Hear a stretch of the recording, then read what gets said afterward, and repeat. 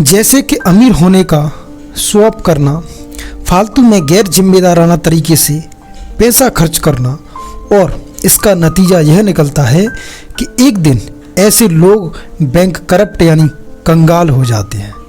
इसका मुख्य रीज़न है कि ऐसे लोग पैसे की वैल्यू को नहीं समझते और वह अपने पैसे को खो देते हैं।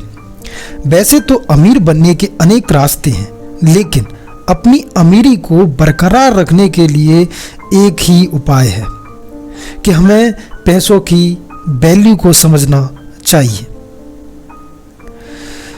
तो चलिए दोस्तों, आज के इस the psychology of money book summary इन हिंदी में इसी को समझते हैं कि जैसे मॉर्गन हाउसल यानी इसने लिखा है कि मॉर्गन हाउसल एक बेहतरीन लेखक के साथ स्टॉक मार्केट इन्वेस्टर भी हैं।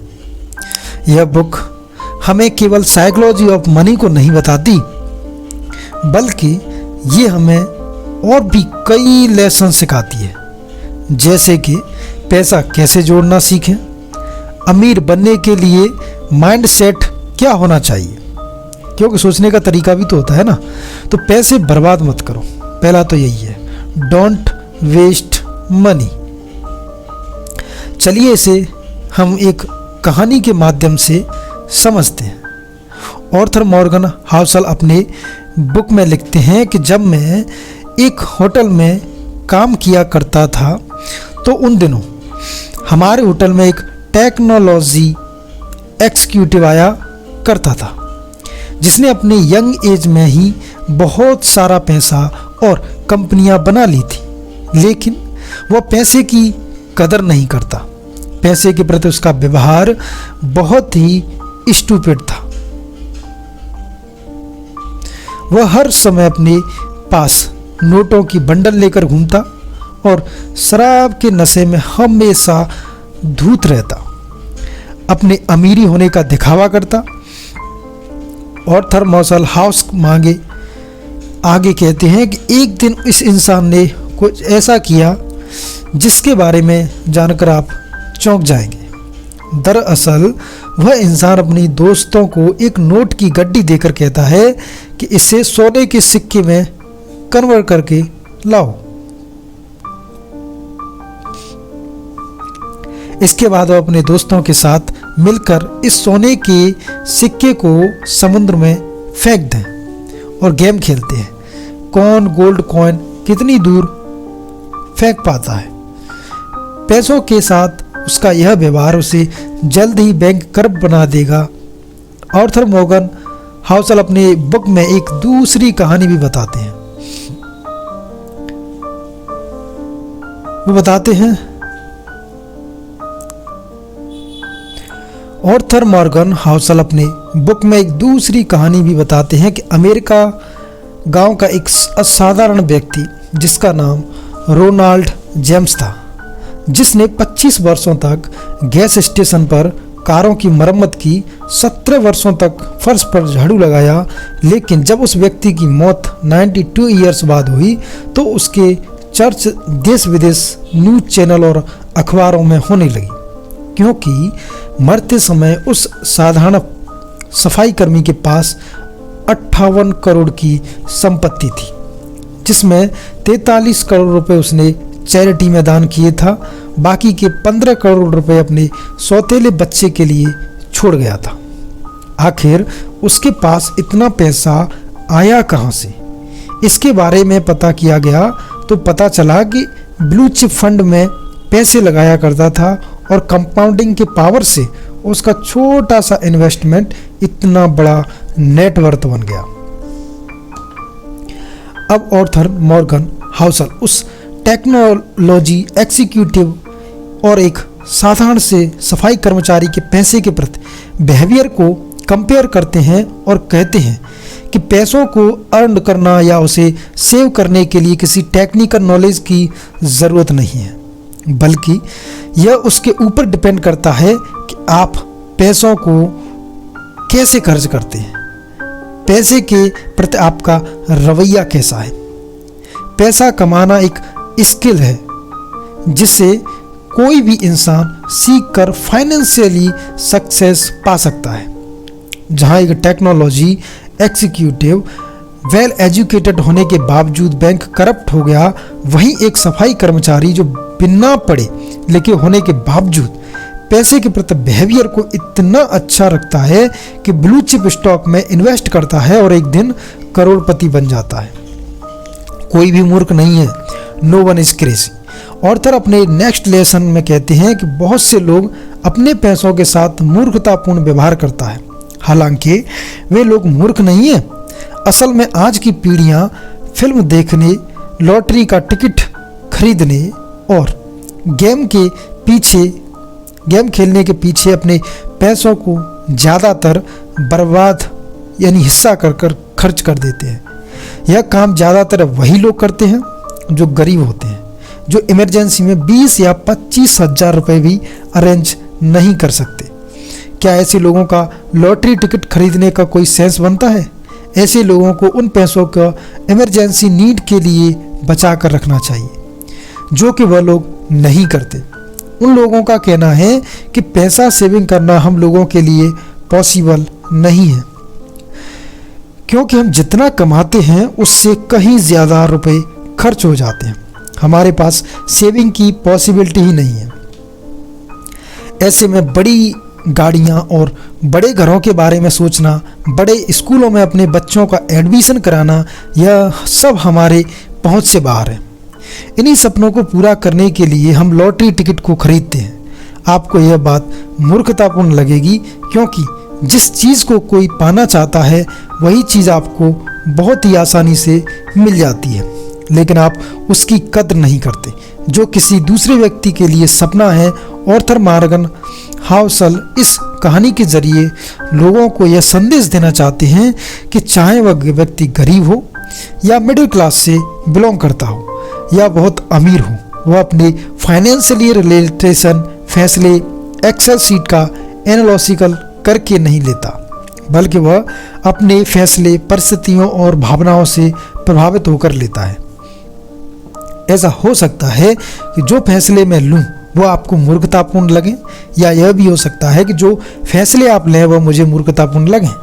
लेकिन हमारी फाइनेंशियल सक्सेस या ग्रोथ इस बात पर डिपेंड करती है कि हम परिस्थितियों और भावनाओं के ऊपर नियंत्रण रखते हुए अपने पैसों को किस तरह से मैनेज या फिर सदुपयोग करते हैं। भाग्य और जोखिम, लक एंड रिस्क। भाग्य और जोखिम के बारे में ऑर्थर मॉर्गन हाउसल का कहना है कि भाग्य और जोखिम भाई भाई हैं। ये दोनों वास्तविकता के प्रमाण हैं। जीवन में हर नतीजा व्यक्तिगत प्रयासों और भाग्य पर भी निर्भर करता है, जिससे जोखिम भी जुड़ा होता है। इसे हम कहानी के माध्यम से समझते हैं, जिसका वर्णन मॉर्गन हाउसल ने अपनी बुक में किया है।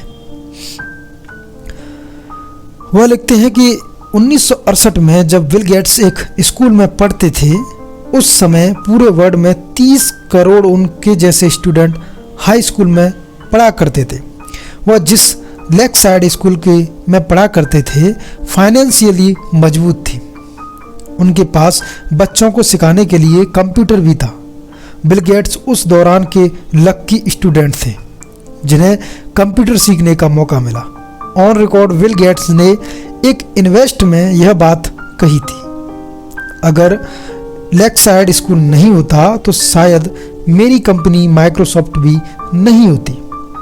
इस प्रकार से बिल गेट्स के सक्सेस होने के पीछे बहुत सारे फैक्टर थे, लेकिन उसी में से लक एक था। बिल गेट्स अपनी स्कूली दोस्त केंट इवन के बारे में कहते हैं कि अगर केंट ने मेरे साथ ही स्कूल छोड़ दिया होता तो आज वह मेरे कंपनी माइक्रोसॉफ्ट के फाउंडर होते। लेकिन उन्होंने अपनी पढ़ाई जारी रखी और माउंटेन क्लाइंबिंग के दौरान उनकी मौत हो गई। उन्होंने उस जोखिम का सामना किया जो लाखों में से कोई एक व्यक्ति करता है, क्योंकि माउंटेन क्लाइंबिंग करने लाखों लोग जाते हैं, लेकिन उनमें से मरता कोई एक ही है। इस प्रकार से लेखक मॉर्गन हाउसल भाग्य और जोखिम को समझाते हैं। जिसका मतलब यह हुआ कि बिल गेट्स के सफलता के पीछे उनके भाग्य का हाथ है। हालांकि सफलता मिलने के पीछे भाग्य के अलावा और भी कई फैक्टर होते हैं, जैसे कि एफर्ट, हार्ड वर्किंग, डिसीजन, सही मार्गदर्शन पर काम करना इत्यादि कभी भी पर्याप्त नहीं है। एवं मनी ऑफ साइकोलॉजी के बारे में समझने के लिए लेखक कोलकाता में जन्मे रजत गुप्ता का उदाहरण देते हैं और बताते हैं कि रजत अनाथ होने के बावजूद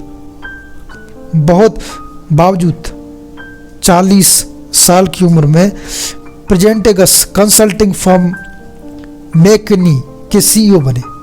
उनके पास 2008 के दौरान कुल 100 मिलियन थे, जिसे वह चाहते तो बैंक में रखकर इन्वेस्ट इनकम के लिए बिना कुछ किए बैठे 2 घंटे में 10,000 रुपये या फिर 1 लाख रुपए कमा सकते थे।